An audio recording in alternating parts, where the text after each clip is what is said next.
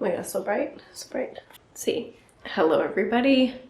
Just finished the London Marathon this past Sunday. I have a bit of a sinus infection. As I have a sinus infection, I've been really craving very brothy things. And I'm going to share this really easy, simple, delicious, nourishing, wonderful Thai curry recipe with you all. It comes together in like 15 to 30 minutes. So yeah, let's get to it.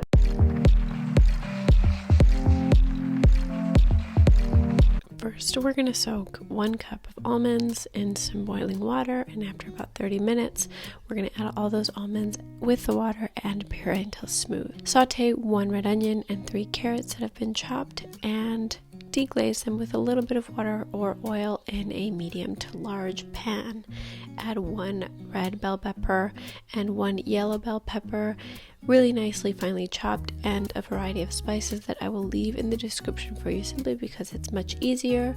We are going to add a little bit of curry powder, and the star here, red curry paste. I added about half a cup. I really like it to be thick and spicy. Add some broccoli in addition to 4 to 5 cups of water or veggie broth. Add 2 to 3 cups of lentils that have been washed but uncooked. You could also use chickpeas or tofu, and you add that cream in and give it a good mix. I like to serve it with soba noodles. You can use brown rice, sushi rice, whatever you like. I hope you really enjoyed this recipe. If you like this content, be sure to subscribe to the channel for recipes every Friday and shorts daily. Have a good one.